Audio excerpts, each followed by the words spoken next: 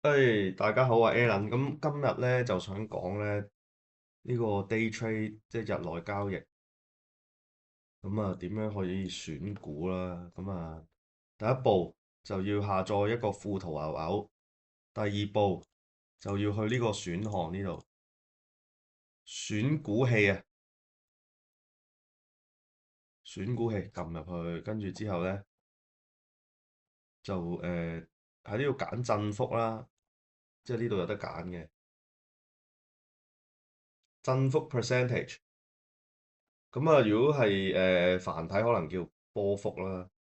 咁啊，差唔多嘢嚟嘅啫，係啦，咁啊可以對一對兩個振幅同波幅啱唔啱？因為有人同我反映咗就係簡體同繁體係唔同嘅，因為我呢部電腦係喺淘寶買，所以簡體嘅，係啦，咁啊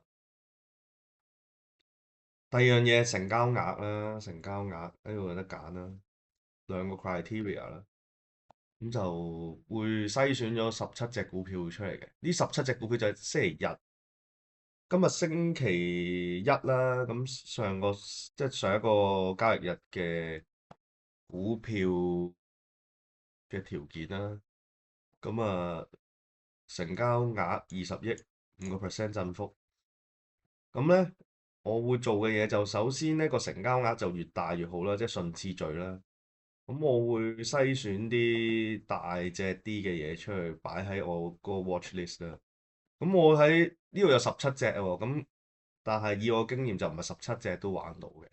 咁首先成交額最大嗰隻咧，其實就係 Nvidia。Nvidia 呢一隻股票咧，長期都會喺個 watch list 㗎，因為就算個振幅唔夠大，佢成交一定夠嘅，同埋佢隻嘢係全世界最大隻嘅一隻股票，5.06萬億啊市值，係啦。跟住嗱到第二隻啦，AMD 咧又係成交額係成個美股入邊喺振幅5以上排第二啦。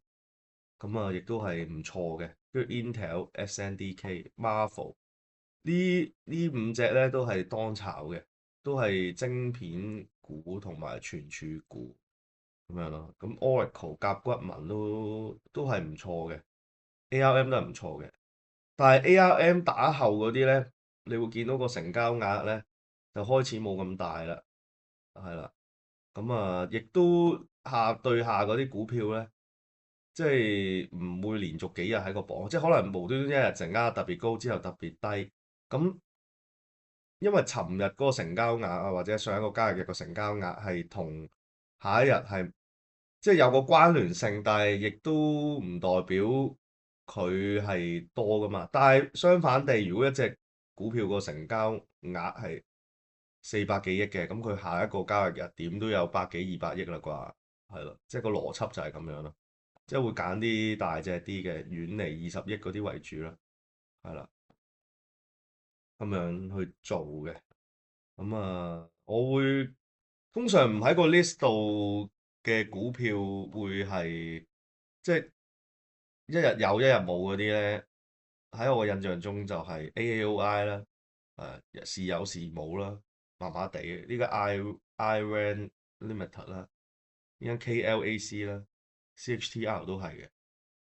NBIS 就反而係經常都會有嘅，係啦，都 OK 嘅呢一隻。Now 呢一隻都係唔係經常有啦，LITE 就經常有，都 OK 嘅。咁啊，所以總括嚟講咧，我就會篩選啲誒最大成交量嗰啲啦，成交額嗰啲啦，亦都係篩選啲成交唔大，但係過往都成日喺個榜成日都喺個榜入邊嗰啲啦，即係唔係一日半日彈起嗰啲啦，係啦。咁啊，星期五個市就好旺嘅，係啦。但係有時唔旺咧，可能佢冇咁多喎，冇17隻嘅喎，可能得6、7隻嘅啫喎。咁我哋要點做咧？我哋可以較細啲個振幅嘅，咁啊多啲嘅。但係細啲振幅大啲成交額都係咯。咁啊，有啲咩股票都係啱啱嗰啲啦，係啦。台積電啦，台積電都麻麻地，因為佢兩邊有上市嘛。咁啊，可以揀啲振幅5%，成交30億，咁你可以再篩選多啲啦。咁啊，大致上係咁樣玩啦，即係冇咁死嘅啲嘢，係啦。即係譬如有時唔旺嗰陣時咧，就可以即係冇咁多股票揀咯，咁你就小心啲咯。誒，咁啊，講完呢個成交同振幅之後啦，咁啊加分條件咧會係有一個 gap up 嘅，gap up 大過2%咧，就其實係一個加分條件嚟嘅，係啦，2%，2%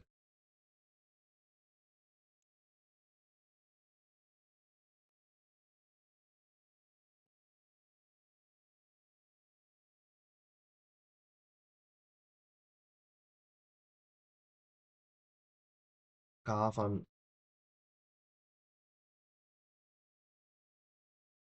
大過2% gap up 就等於 good 啦，或者細過2% gap down 就係 good 啦，係啦，就係咁啦，加分條件嚟嘅，亦都通常有 gap up 或者 gap down 都係有啲消息嘅過夜消息，咁因為由財報出咗咯，咁會導致第二日嗰個成交量會大增嘅，亦都會係啦，所以點解2% gap up gap down 係好事？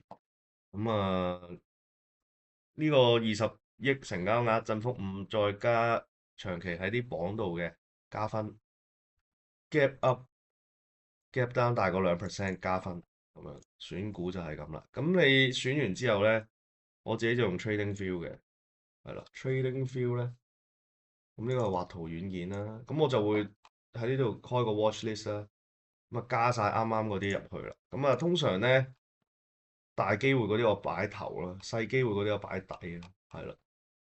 咁啊如果尋日都喺個榜，但係今日唔喺個榜度咧，咁我都會有即係睇情況啦，我都會有時 keep 起佢嘅，即係例如 MSTR 嗰啲都連續幾日喺榜，但係突然間有人唔喺，我都照擺翻嘅。Tesla 都係嘅，係啦，PLTR 都 OK 嘅呢隻，係啦，咁其他嗰啲啊都係咁咯，大致上就係咁啦。條片講到呢度。